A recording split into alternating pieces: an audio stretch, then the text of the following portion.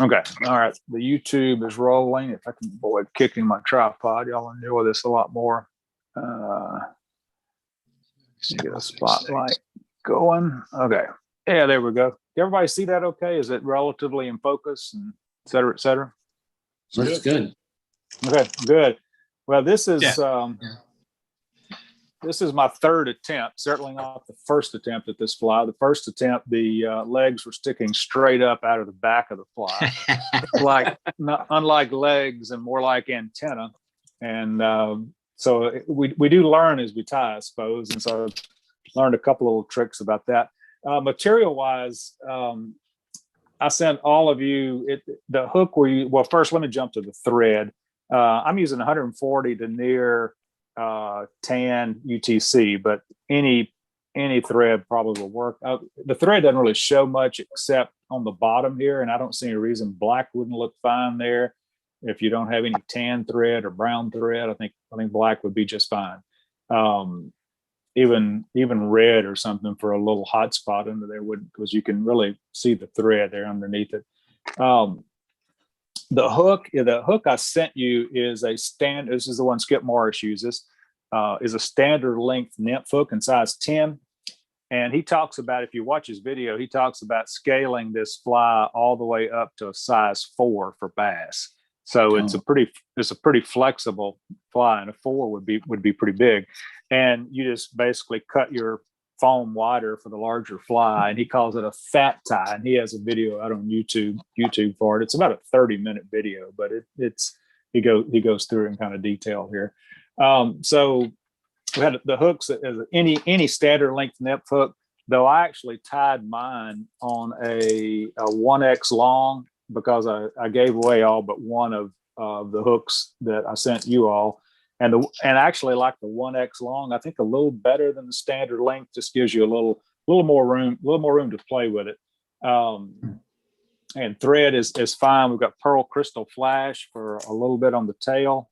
Just any kind of pearl flash will work. Flash would probably work just fine as well. The two thin white tails here are the just plain old white round legs and small size. And after I bought the needles I sent you before the legs came in. And so some of you have a needle like I do that's probably big enough to sew saddle leather with versus just pull a leg through a fly. But it works. It makes the hole a little bit bigger, but it works fine. And Skip Morris says you can omit these if you don't want to fool with that step. We're going to do those on ours tonight. And then underneath, we have a little bit of pearl crystal, pearl ice dub, just regular pearl ice dub. You have a pretty good little chunk in there, probably enough for 4 or 5 flies. Jumping up to the eyes, these are medium hairline, which is what he used, but apparently they've changed the size because these are a little bit small, but we'll look more at that later. And then I went ahead and just bought the actual real fly foam instead of the stuff from Michael's. And I tie a lot of materials with the stuff from Michael's, but this is a little bit thicker than that, and it seems to be a little denser. But I've certainly tied many, not this fly, but many of them with the craft store foam, and it seems to work fine. But so we'll just jump into tying a size 10 here. And I did save one of the shorter hooks, so I'll be tying on the same length you all have. And you probably have enough materials really for maybe even 3 of these. I don't know, but it's seems to be a pretty cool fly. Let's get this size 10 here in the vise. And we want to start our thread right in the middle of the hook shank, because we're going to use that starting point, as we've done in other flies, as a measure of the forward point of the body here. And you'll see that in just a second. And we want to wrap all the way back to just down. You see I'm going just down the hook bend, just a little bit there. So just in front of the barb on this hook. And by the way, this hook is a Stockard, J. Stockard hook. They're 210. And like I said, I use their 217, which is the 1X long. Stockard hook, and I have had really, really good results with both of these hooks. They're the Stockard stuff. They're like $6 for 50 of them. So they're not quite as inexpensive as the sabers we used for the nymphs last month, but they're pretty good. And so then let's take our thread back up to our midpoint. So the first thing we want to tie on here is our pearl crystal flash. And I'm going to pull actually one full length strand of this out of the packet. If I can grab a strand here. Yep. So it's about 1 foot long, and I'm going to double it, this single strand. I'm going to double it and cut it in half. And that gives me 2 strands, and I'm going to double it a second time and cut it in half to get 4 strands out of it.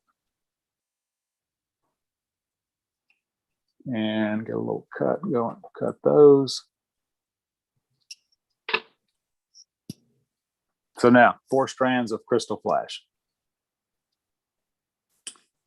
Now, the way I like to tie this in, and I know others use this method, it's nothing special about it. I like to loop it around my thread like this, and then grab it with my right hand and hold it, and then invert my thumb under it.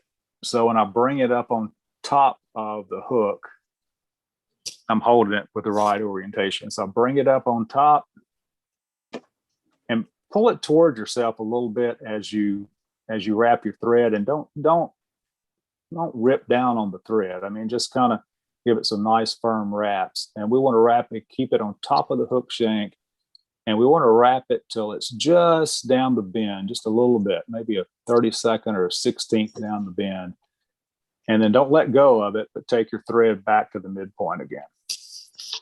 And go ahead and cut the crystal flash, but cut it about 1 inch long. We'll come back and trim it to final length later, but let's just get all that out of the way and cut it to about 1 inch long. So now we have it tied in on top of the hook, basically from the midpoint of the hook shank back.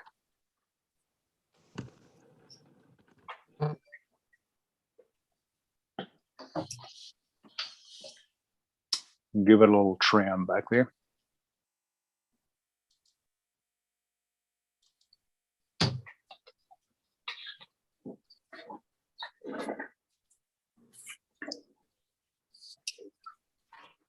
And in your packet, I've included two strips of foam for you. I hope I did. And again, this is the 2 millimeter stuff. And you can see it's pretty close to the same as the yellow you see on top is the craft store foam. It looks the same, exactly the same on camera, but the yellow is just a hair thinner. And you can tell by looking at it, it's a little more open cell. So I don't know if the open cell is a good thing, bad thing, or whatever, but this is the actual fly foam. So the first thing we want to do with this is we want to dog ear the corners of one end of it. Now, when you do this, cut them at a fairly steep angle, like I have here. You don't want to cut it at a shallow angle all the way back, because then that angle cut's going to reach all the way back to your tail. So we just want a little dog ear like that, and that's just to help our thread, give us a point to catch our thread on. All right, everybody with me? Need to. Yep. Bill, Okay, good to go. What's that? roughly how wide is you guys' fly strip? I'm using my own materials. I didn't get the. Yeah, you know what, Dalen, thanks for yours. Didn't come in. Oh, okay. It is, and I'm glad you mentioned that, because this is important. Notice it is just shorter than the width of the width of the length of the hook shaft. You can see the bend is right here on the hook. So if I put that left edge at the bend, I'm about a half an eye behind it. So it's not critical. I tied several of these, and with varying widths, and it seemed to work fine. But I would want it at least that wide for buoyancy and stability. One nice thing about this fly versus like a bluegill gurgler, the bluegill gurglers have kind of a narrower body on it, and it doesn't seem to be as horizontally stable in the water. Fishing this Sunday, just one day with it, it really was stable in the water. It didn't turn a lot on you. So give your give your bobbin a counterclockwise spin so that thread will jump back. And we want to put the tip of that foam just on that midpoint where we were and catch just the front of it. And that thread will grab the front of that foam. And you want to angle it back towards yourself, because as we wrap this, of course, that thread tension is going to rotate it over the top of the hook shank.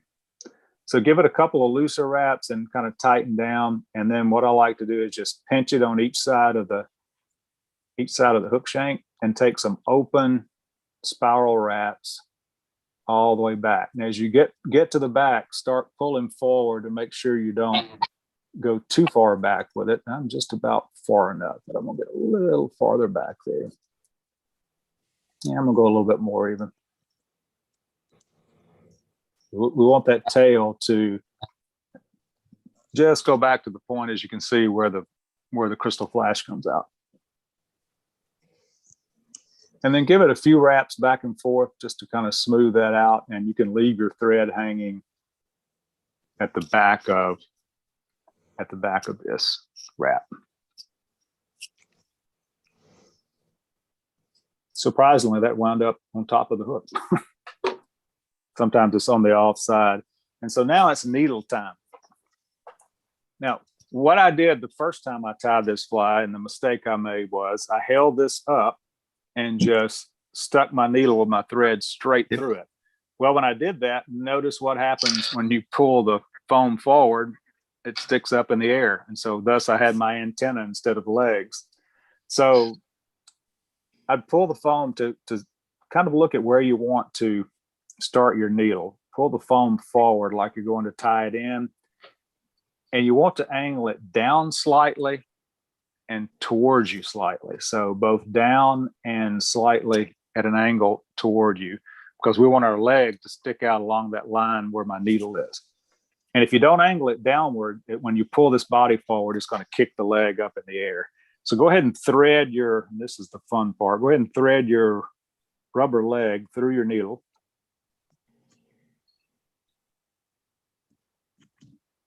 And what I've done in the few copies of this fly I've tied, I hold the foam forward and kind of pick my point and my angle, and then I raise my foam up and I just cut my foam with my big needle here. So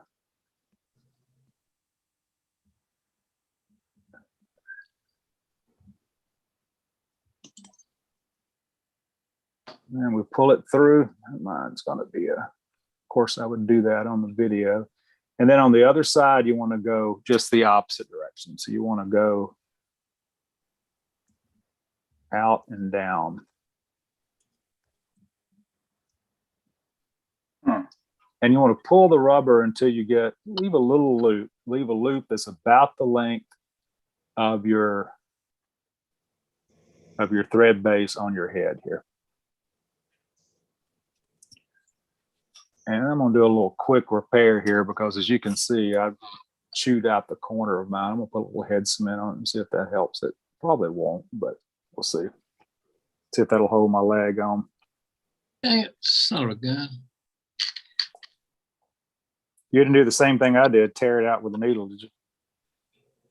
No, I did that the other day, though. Yeah, I haven't done it yet. Of course, I'll do it here on the video. So, all right. Actually, let me double up and get a little super glue on that. All right. Okay. Now the next thing we want to do, and this is kind of interesting that he does this, because I've never actually tied legs in like this before, is we grab it with our thread and it doesn't matter if it wraps around the hook or not. It's not a big deal either way. And just bind down the rubber. And we can cut the rubber legs then to about 1 inch, just like you did the crystal flash. We'll come back and cut it to length later. All right, let me get myself one more dab of super glue here.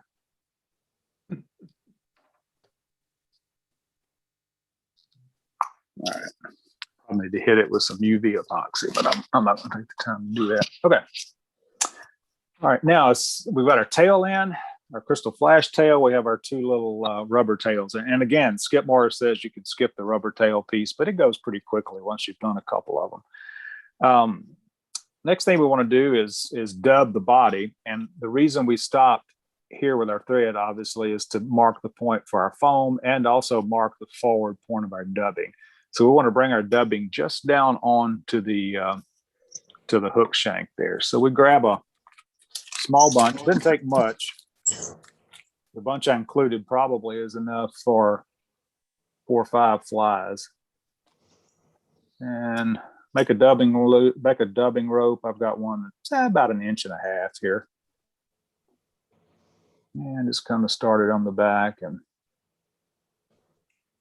if you don't have ice dub like this, SLF, in any kind of crystal dubbing will work. And so that thread dropped just off the front of the rubber. And we don't want to take that thread right now any farther forward than that. We want to leave it right at the front of that rubber.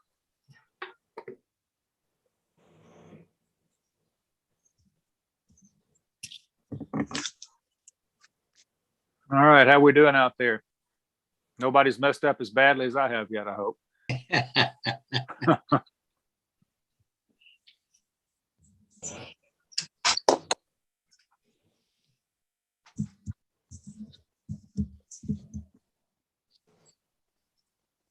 Okay, I can't stand it. I got to do it here. Hang on. Y'all bear with me.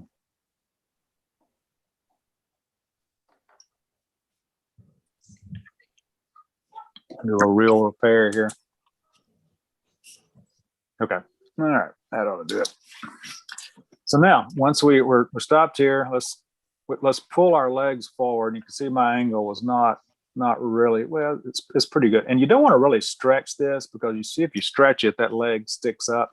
So just pull it forward under just the very slightest tension, because you do want a little curve to it, and grab each side just like you did earlier, and take a loose wrap, second loose wrap, and then cinch it down and maybe take one more. And mine's all cattywomper because of my tail there. There we go. It's not too bad.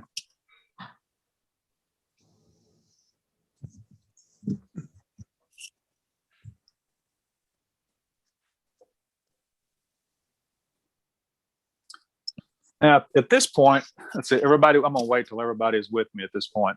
All right, everybody here, anybody not have it tied down yet? Don't hesitate to speak up. If you don't, we'll just hang on for a second. Okay.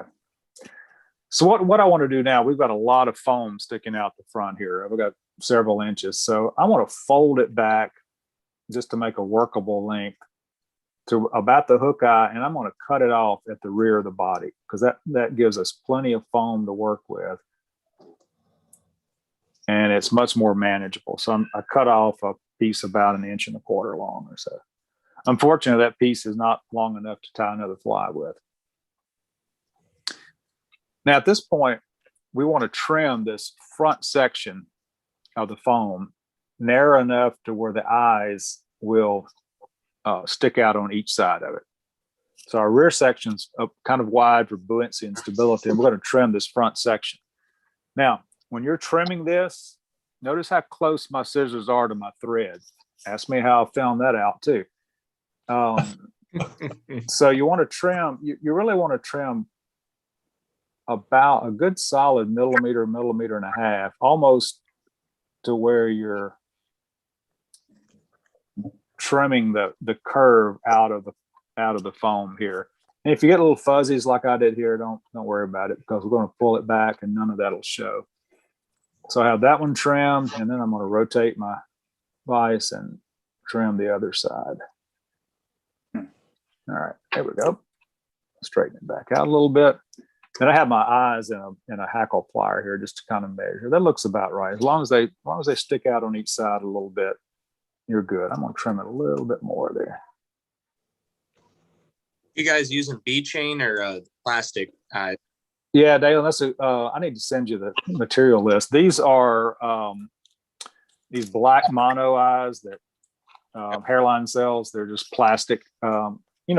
Bead chain would probably weight it down. I don't think this fly can take a lot of weight. Yeah. I got one of the plastic ones right here. Oh, cool. Good deal. All right. So once we're narrow enough, and like I say, I've got a little irregularity in the cut right there and here. That won't show at all once we build the fly. So let's lift this up and take our thread to just behind the hook eye. Just advance it forward to just behind the hook eye. If you can't see that on the video, I am right there with my thread. And bring the foam forward, and we're going to grab it on each side like we did before. Give it 1 loose, 2 loose, and hold and cinch down. And then we're actually going to wrap over this little section with our thread as much as you need to. And I find it helpful wrapping this down, to bind this down. If you hold your bobbin and wrap at an angle, it seems to catch those little bumps of foam better that way. So give it plenty of wraps till we have a fairly smooth body there, because this shows on the bottom, and this is also what we'll tie our eyes to here in just a second. So once you get it wrapped, bring your thread back to not the very front edge of that, but just a little bit back from it, about here, because that's going to be where we want to tie our eyes in at about this point. So leave your thread right there.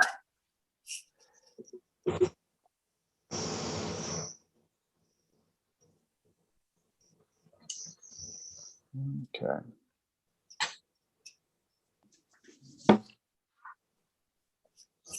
Now these, for those of us who have tied lead barbell eyes and bead chain eyes on these, you can't use the same techniques on these, because on barbell or bead chain we use that stirrup up and over thread pattern to bind them down on each side of the hook shank. If you do that with these plastic eyes, all it'll do is pull them down on each side of the hook shank. So the only thing you can really do here is a figure 8 that I've been able to find out. So the easiest way I've found to do these is just from the top, hold it at an angle, hold that eye at an angle from the top. And I have my vise turned up where you're looking at the top of the fly here, and give it a couple of, not totally loose, but 2 or 3 just semi-loose X wraps there. So, and then go back in the other direction. And before you start tightening down, make sure your eyes are centered roughly on the hook shank. I don't think the fish care, but we want it to look good. So give it a few more figure 8s across. And then once the eye is tied in, yeah, and these plastics they don't seem to rotate that much. And just move your thread back to the very back of that section. So I'm tied in with a few figure 8s, probably 6 or 8, and then my thread is left at the very back of that thread section there. Very good. Okay.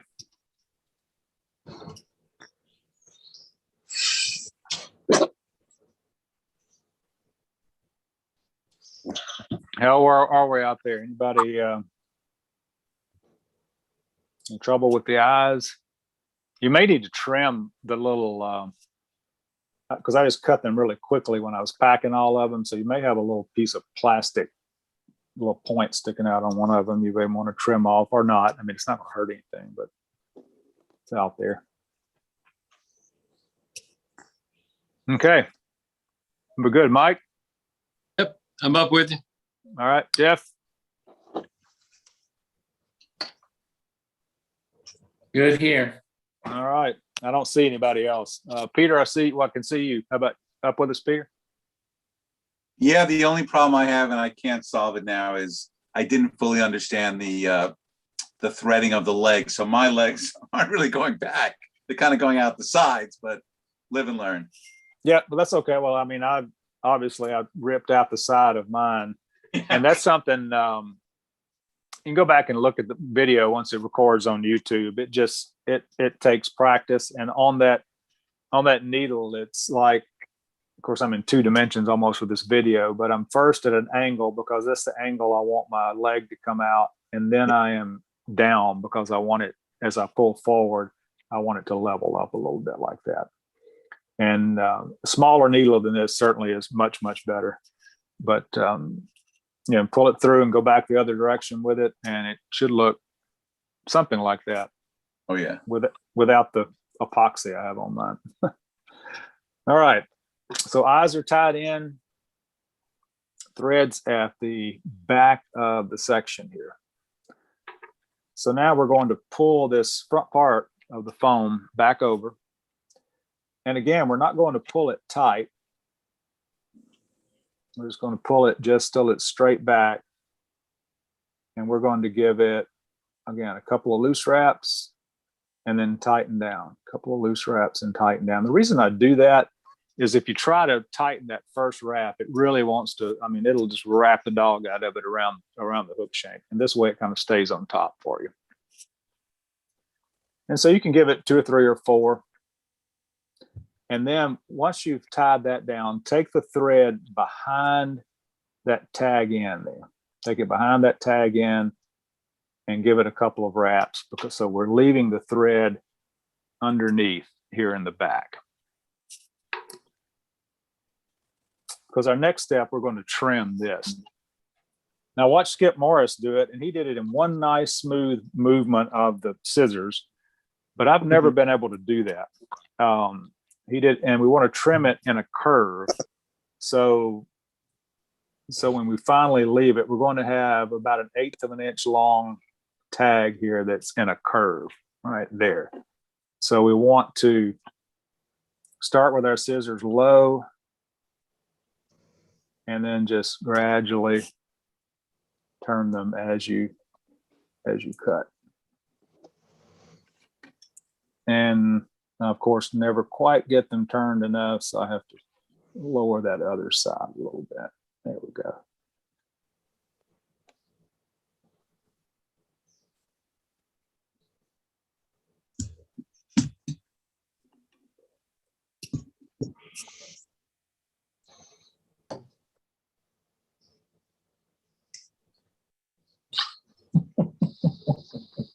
All right. Okay, so our fly is starting to take shape. The body is basically done. And so it's leg time. And there are a number of ways to tie the legs in. So what we're going to do is we're going to tie one pair of legs on one side, obviously, and one on the other. And to get about the right length, you should have 2 or 3 of these in your envelope, in your bag. And so I just cut these in half, double it and cut it in half. And you could actually measure this after you do a couple, and you don't really need anywhere near this much, but it makes it easy to handle. And kind of like I tied in the Crystal Flash, I like to loop the leg around the hook shank, grab it, and then rotate my thumb under. And I'm going to tie on the opposite side first. I find it just a little bit easier to tie on the opposite side. So I'm going to take my thread over to the other side, and I'm going to let that leg slide down right at the side of that body there. Let me rotate my vise where you can see it. I'm going to let that leg slide down right on that side. Cinch down slightly, and legs tied in. That's just one loop. I'm going to do one more between it just to make sure. And it's tied in.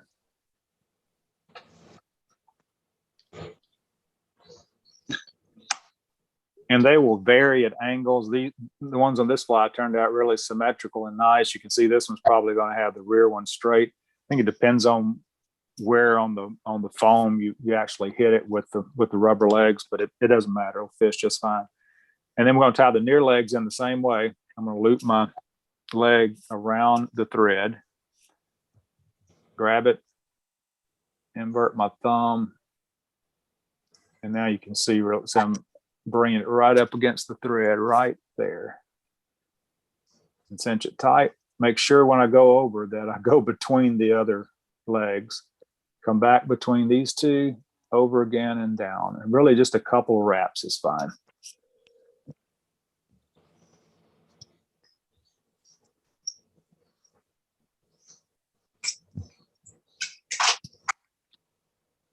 And your thread's actually going behind that little tab, right? Yes, it Bill? is. Yeah. Yep. All of the leg wraps are behind that little tab.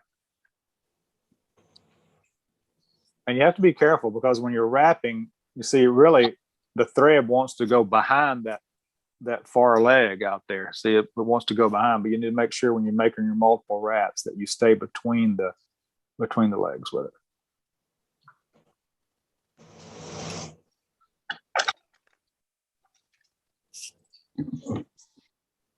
And we are almost finished here.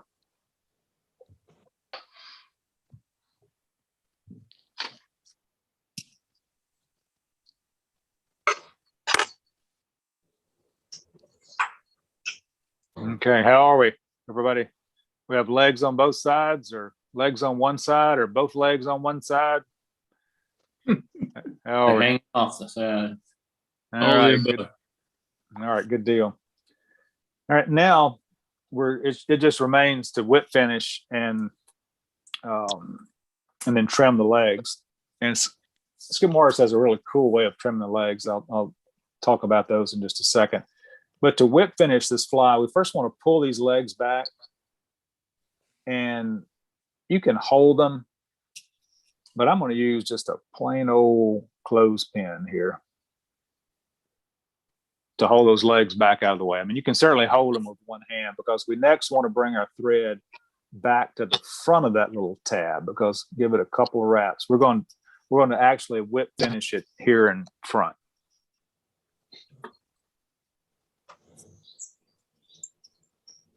And a clothespin or a hairpin, like not hairpin, a hair clip, something like this works really well for that too.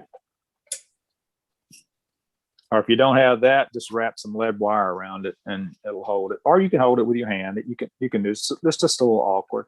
So we go ahead and give it if you're a hand whip finisher, you can certainly do that. But I'm going to use my little tool here and give it a 4 or 5 turn finish. And since I'm not putting any cement on top of this, I'm going to give it a second, probably a 3 turn, just for a little extra security. And then when you trim it, make sure you don't cut your legs, because they're right there at the thread.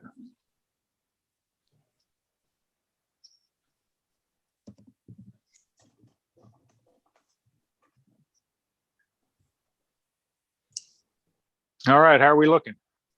Good. Yeah.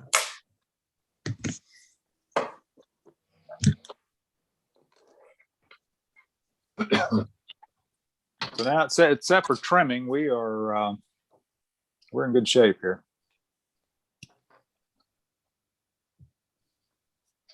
All right, now Skip Morris has a way of trimming these legs where he measures what it takes to foul it. But first, let's trim the crystal flash. Let's grab the crystal flash. And if we can grab it without grabbing that rubber leg, which I can't. There we go. And the crystal flash is actually quite short. He trims it to about the length of the gap of the hook. And I missed one down there. So it's pretty short. And so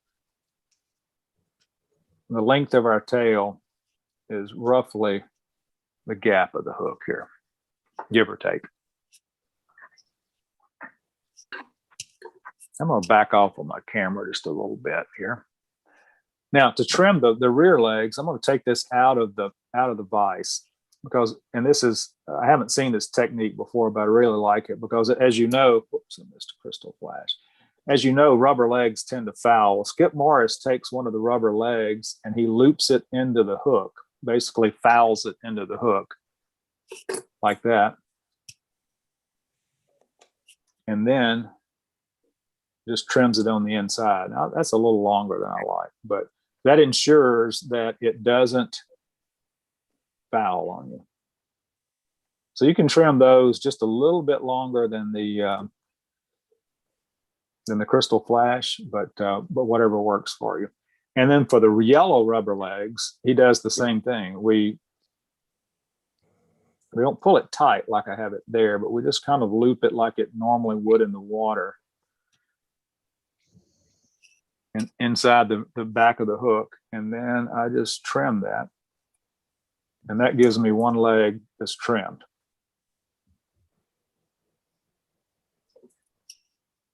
So I have one measured leg from the back of the hook. And then he likes to trim the front one just slightly longer. And then we can then just trim the other side to about the same length. And with the front one just slightly longer than the rear. And that's pretty much it. The one final finish on the fly is to give the thread at the bottom a really heavy coating of head cement.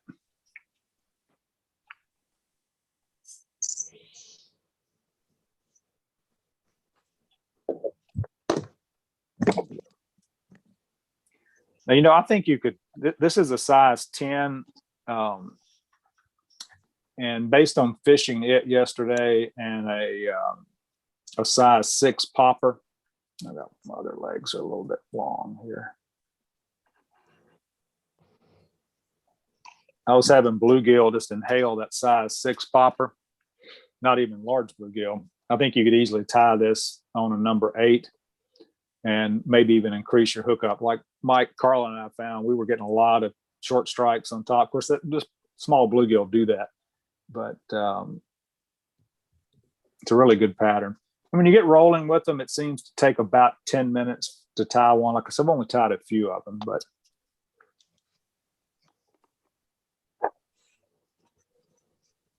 and like Mike, but I only have one in a tree at Randolph instead of 2 like he does. I'm ahead of you. You are. I did leave more fluff butts out there. And Peter, regarding the tails, you can see this, if you don't blow out the side of it like I did, this is kind of what the tails should be, roughly symmetrical like that. Yeah, mine was born with a deformity. It comes out of its back.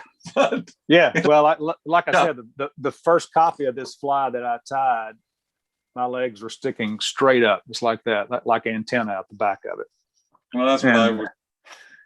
Yeah, like, and you know, they don't know which direction the bug's going, so they'll probably still fish just fine. Yeah. So that is the predator fly. I'm definitely going to tie some up in probably 4 and 6. I love booglebug wooden poppers, and I'm getting short supply, and at 3 they've just gone up to, what are they, Jim? 350, 390 a piece, something like that. 85, I think, Bill. But that's what they were. Yeah. So I'm going to try some olive, some of these in olive. Now, Skip Morris talks about tying this in this tan like we did today, or chartreuse is what pretty much the 2 colors he uses. But, you know, for bass around the grass edges of that olive or that green booglebug's been really works well. Someone want to try this and see if it works as well. But that's it, folks. Hope you liked it. It's a pretty cool little fly, and you know, there's a lot of foam flies, and some of them are easier to tie than this.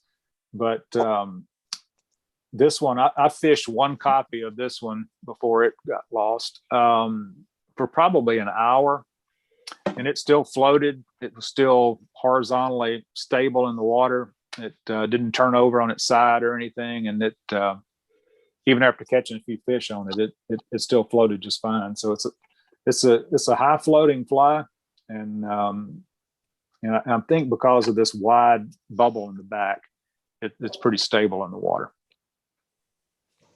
All right. Let's see. Let me get my mouse here and turn off of me. Let's see what y'all have out there. My gallery view. All right, Jeff has his up in the camera. He's ready to show. Hang on just a second here. All right, pull it back just a little bit, Jeff. Up. All right. Nice. Yep, that'll work. That's as good as. Yeah, that's as good as. I mean, that's it's your first copy is way better than my first copy was. Somebody to teach you how to do the first one. That makes it easy. Yep. Let's see, Chris, you got one ready for us? All right, hang on just a second. Let me remove Jeff's spotlight here, Jeff. Okay. Oh yeah, nice. Yeah, the legs are down. We're pointing a little bit. I like that. It's cool. All right, Flip's got one up. Let's see. Play spotlight. There we go, Flip. Oh, that's nice. Pull it up just a little bit. Yeah, nice wide body. Your legs came out good too. The rear legs, those little rubber ones that can be a pain. Very nice. Yeah, try to find y'all looks good. a needle less than nail size, like the one I gave you, and probably be a little bit easier for you. I just want to make sure we could do it. Nice copy, but really good. All right, let's see. Mr. Maples has one up.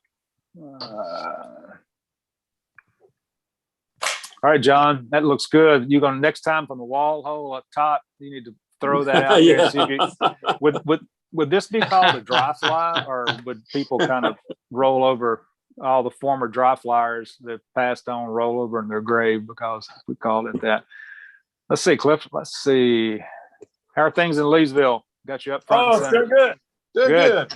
Good. Pull it back just a little bit. Yep, pull it back. All right. Yeah. Yeah. Rotate over the top where we can see the top. Oh, good. Yeah, looks nice. Very nice. Very nice. Great. Thank you. Thank you. Thank you. Great instruction. Good. Thank you. Let's see. Jim, did you tie? No, I didn't, Bill. Let's see. Nice today. All right. Mike's waving.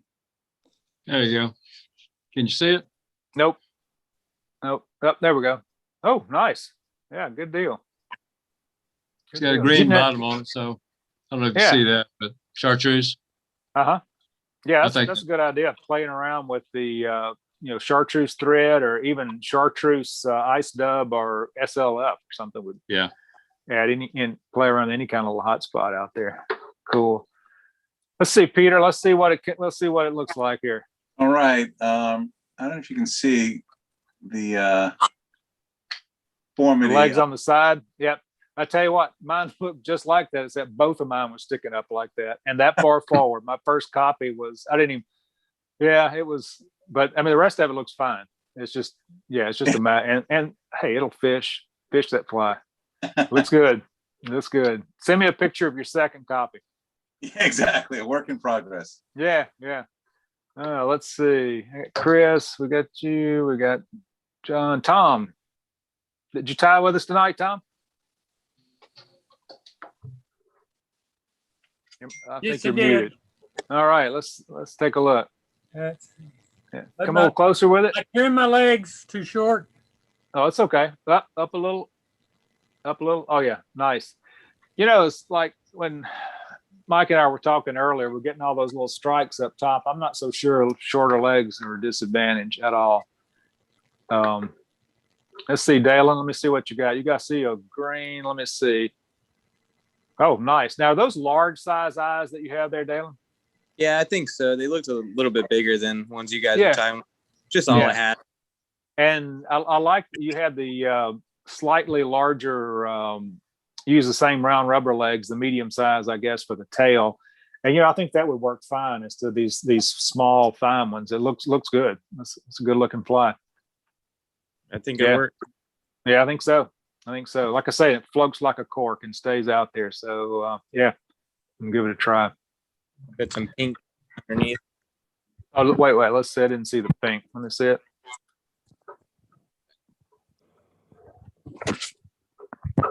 I lost you just a second. Oh, yeah. Is that pink ice dub or SLF? Yeah, pink ice dub. Mm-hmm. Nice. Yeah, I like that. Yeah, that's the thing about this fly. I mean, you can so many color combinations with this. It's pretty cool. It's I saw it. I just saw it on somebody's blog that they had, and then it was like, this is a pretty cool fly. Cash, did you tie with us tonight, or you're sitting outside enjoying the weather? Sitting outside enjoying the weather. I just great flies tied tonight too. A lot of good looking flies tonight. They are. All right. Did I miss anybody? I don't think I did. All right. Well, we're only tying one copy tonight because obviously this is a 30-minute tie to go through a second copy. But next up on our 2 weeks out, I don't have the materials request form out, is Gene Taylor Variations on a Woolly Booger. And he ties it with a collar on the front, and just Gene always is really great about sharing techniques for wrapping hackle and tying stuff in and all of that. And he does not use wire on his Woolly Booger, and doesn't seem to have any durability problems with it. So we're going to tie an olive and grizzly, which is kind of a ubiquitous color. And I suggested that because he just killed me on the Little Missouri, stripping this Woolly Booger for rainbows up there. I mean, he was just catching them right and left, the whole trip. So it worked really well for him. So I think you'll enjoy that. And then 2 weeks after that, we've got a fly that's kind of taken us out of what we've done before. Is Jim Johnson. Jim, there he is. Is going to lead us in tying the Jawbreaker. Now the Jawbreaker is going to be one of those hybrid kind of crossover flies, like a squirm worm and like a mop fly and some of those, in that if you think about a Woolly Booger with a collar and a cone head on a jig hook and with a Mr. Twister tail on it, rubber tail, you have the Jawbreaker. And I found this one. I bought some stuff from Red's Fly Shop out of Washington, and it was spotlighted on their page. Get your Jawbreakers for bass season, and they talked about it being their number one selling bass fly. Of course, that's out west, but so I passed it by Jim. I saw a couple of the blog posts on it and said, this looks like a really cool fly. And so Jim promises it'll catch fish. So he's well, that's a big promise. Yeah, he does. He promises it'll catch fish. But no, all seriousness, it looks like a really cool fly. It's and it's got legs. So collared Woolly Booger, cone head, legs, and a Mr. Twister tail, and that's what we'll be doing. So I look forward to that. So I'll send out the link. I probably won't be able to do it tomorrow, but certainly within a day or so for the materials on that on those two ties, and they'll be the 4th, as I said earlier, the 4th and the 18th. And don't be shocked because it's all purple. It is. Yep. It's all purple. All purple. So hey, all of us started bass fishing back in the 70s with a purple worm, didn't we? Still use one, so it worked. That's right. That's right. We just folks. Matching the hatch. Hey, Bill, it's Mike. Hey, Mike. I got one thing I want to show you, everybody, I guess. All right, hang on. Some of the materials I used. All right, hang on. Gotcha. Yep. Oh, yeah. I used these plastic beads right here that came from, I don't know, Party City or something like that. It came with a little shot cup for $1. And that's what I was fishing with today. I was getting all those hits, but never caught anything. So you don't have to wait to get the plastic eyes, I don't think. The plastic bead chain. Yeah, that's cool. Yeah, it works. It seemed to work fine. It's got about the right spacing as well. Yep. Sounds all. Good. Yeah, thanks for sharing that. Because they are way cheaper than these little eyes. Are 25 of them for about $4 or something. All right, folks. Hope you enjoyed it. Glad everybody joined us, and we will see you next time. See y'all. Good session. Good session. Thank you. All right. Thank you very much. Take care. Sure. Great class. Thanks. Good night, everybody. Night, Flip. Good night.